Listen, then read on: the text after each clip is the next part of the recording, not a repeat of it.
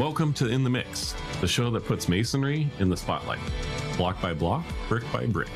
I'm your host, Adam Hutchinson, Executive Director, Professional Engineer, Industry Advocate, and believer in the power of resilient building design. Every week, I sit down with architects, engineers, contractors, and building owners to break down how masonry makes our communities stronger, safer, and more resilient.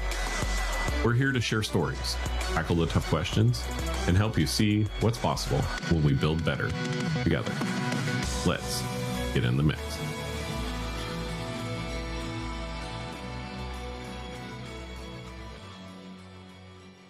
On today's episode of In the Mix, I'm sitting down with Lowell Glodowski, the president of BAC Local 1, Washington and Alaska, to unpack a journey that's defined by resilience, grit, and relentless determination. We're going to be covering his powerful origin story and the moment that changed everything, how Job Corps led him into bricklaying, and why there was no waiting list. We're going to talk about what it takes to rise through the ranks without any industry connections, and the mindset that carried him from apprentice all the way to being union president.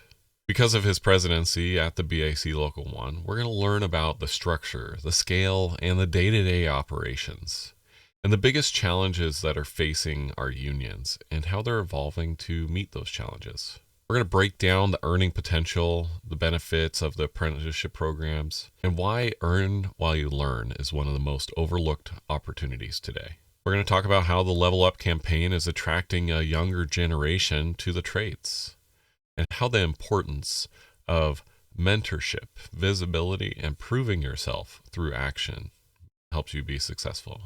We're also going to talk about what true success actually looks like beyond the job, balancing both leadership and families.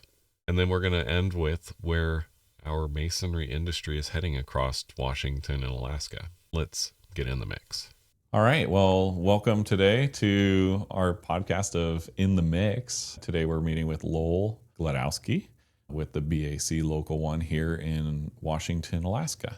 So thanks for coming on today. Thanks, Adam. I really appreciate the opportunity to sit down here at this podcast and hopefully tell you a little bit more about BAC and what we do. So tell me a little bit about what you do with the BAC.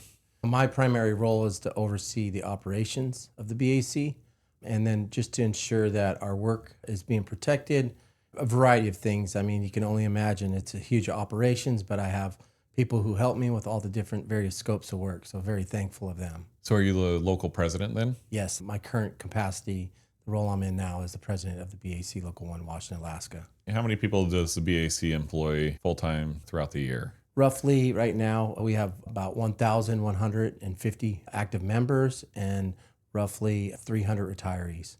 Wow. Yeah. How many educators, people are the admin side of things? There's two different entities. We have our training arm, which is the Western Washington Masonry Trades. Right. There's roughly 3 or 4 different instructors, sometimes a part-time instructor for different scopes, and then one admin there. And then at our current office at the BAC Local 1, we have roughly 6 staff members, 5 that are working with me in order to just run the day-to-day operations, and one administrator. Absolutely. Yeah. So that's awesome. So share a little bit about your history. How did you come on to the BAC? Basically, I started in the BAC through Job Corps. I went through some unfortunate circumstances when I was younger. I got shot in a drive-by shooting, and I was sitting there watching ads on TV as I was recovering from the gunshot wounds that I had.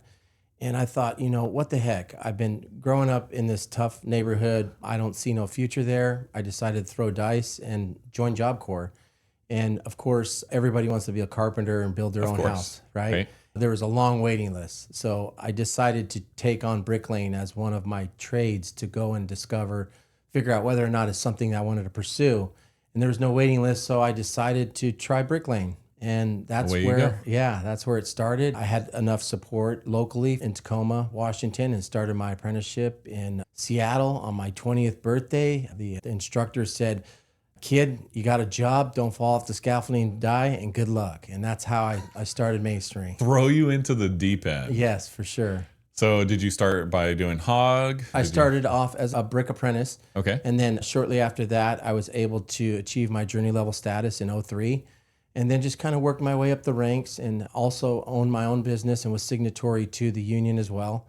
and was part of the conference contractors, the Washington State Conference of Mason Contractors. Just wore the various hats and just decided to eventually just lay down my hat because I was just working too much, not spending enough time with my kids. They were young, missed out on a lot of things. And then the role transpired into me just being a superintendent for some of our signatories.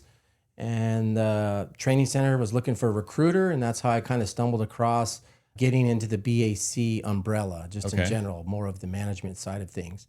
And I was a training coordinator for almost 3.5 years before I decided to run for office. And voila, I end up And now winning. you're the BAC president. Yeah. If you asked me 27 years ago when I first started, if you'd be the president, I would tell you, heck no, there's no way. From getting shot to joining an apprenticeship.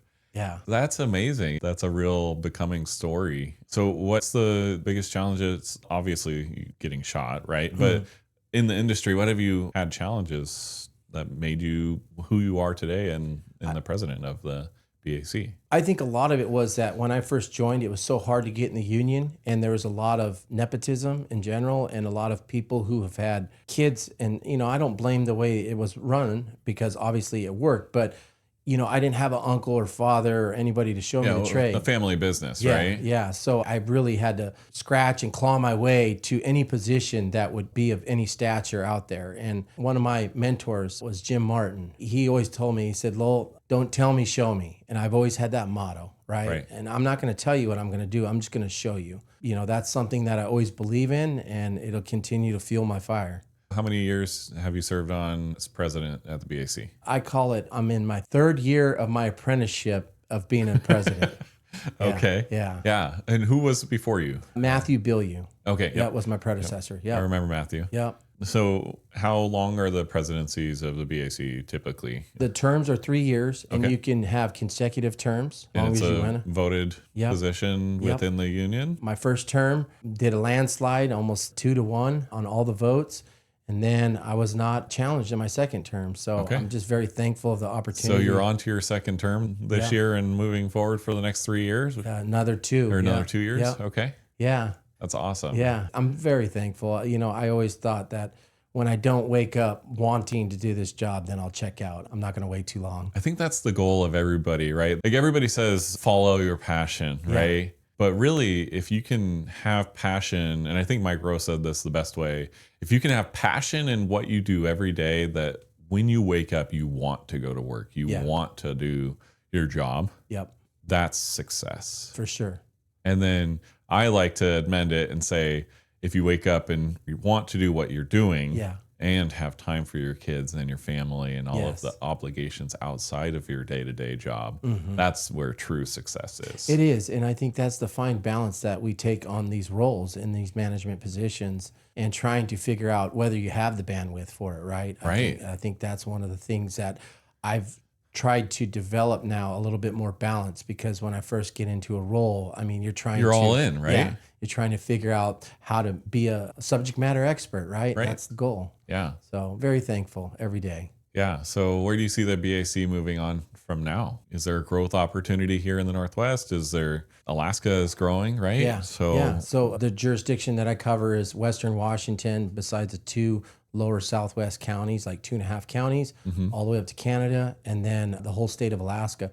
As far as the trajectory of the BAC, I think it's nothing but upwards at this point. We're, with this collaboration with the Masonry Institute of Washington, we've got a great group of contractors, and, the management and labor, we feel like it's an amicable relationship, and all we're doing is trying to get more market share and figure out ways to market what the BAC, MIW, and the conference contractors and our independents have to offer. So a lot of people think the unions are just a way for you to get good benefits, pension packets, things like that. But there's also things that are in the wage sheet that we don't really talk about very much, which includes some money for MIW to do promotion, or the Western Washington Trowel Trades Association, or promotion fund. Yes. There's also the Level Up campaign that you guys have. Yes. Tell me a little bit more about Level Up and what you guys are doing with that. Yeah, so Level Up, it started in 2018, and that whole campaign, we tried to figure out how to relate to the younger groups, which we did drop our age significantly in regards to our average rate. when I first started was around 35 years old. Now we're down to about 28 years old. Let's go. That's really good, actually. So that Level Up campaign has literally paid dividends. I know we spent a fair amount of money up front, but Level Up in general is known nationwide, and the international even knows the progress that it's made, and it's continuing to pay dividends with just word of mouth. Yeah. And so it's been working out really well. The Union Hall is at the community college here locally, or near the community college, right? Yeah, so we have our Union Hall here in Tequila, not too far from this office, about 2 miles away. And then we have our training center, which is at the South Seattle Community College. Duwamish campus is what it was called in the past. I think we've been there since the 1980s, and that program's been registered since January 25th, 1940. So it's not going anywhere.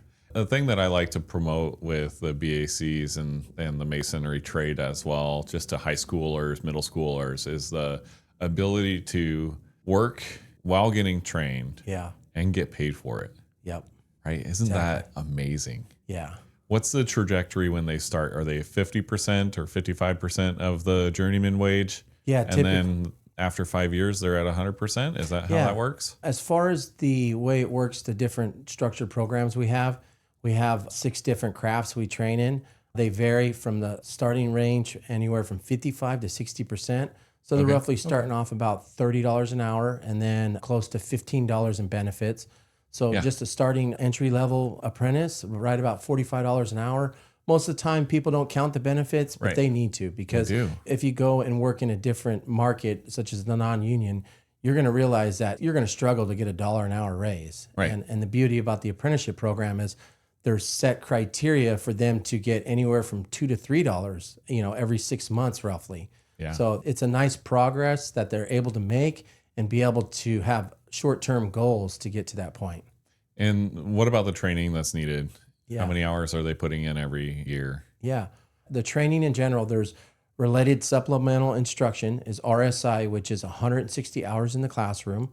And then they have a duration as well. So there's 3 different criteria. RSI, on-the-job training hours, which is they're required to get on-the-job training hours. And as an apprentice, you probably average anywhere from 1,500 to 2,000 hours a year.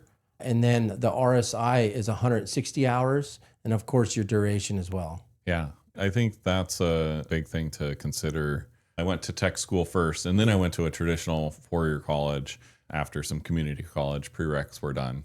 The amount of hours that I had to put in for training to get to where I am now compared to getting paid to go learn, I think that's a great opportunity for anyone who is looking at maybe working with their hands, seeing what they're working on gets built, and an opportunity for them to just grow. There's so many opportunities with the unions and with the different companies, even as far as owning their own company and becoming their own contractor, their own mason. I think we have a few really good success stories of people who haven't been masons before. They join when they're in their 20s, and away you go. You own your own company by 28.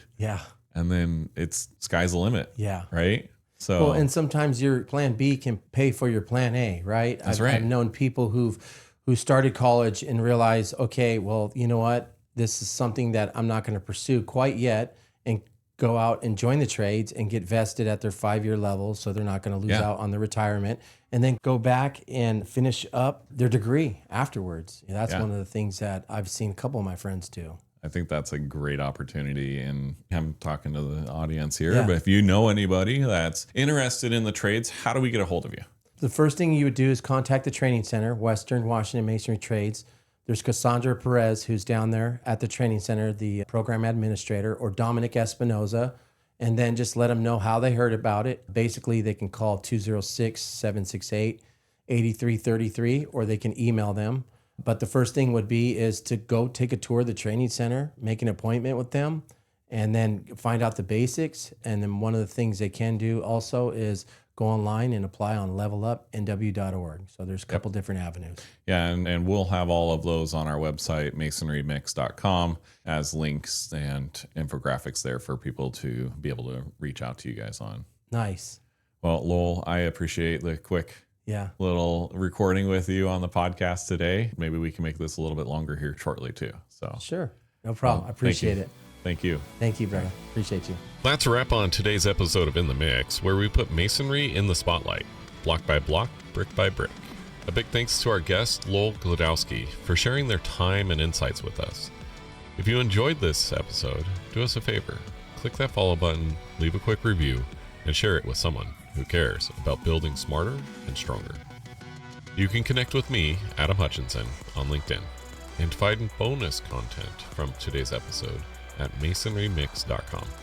In the Mix is produced by Espresso Podcasts and hosted by yours truly, Adam Hutchinson. You can find the podcast wherever podcasts are found.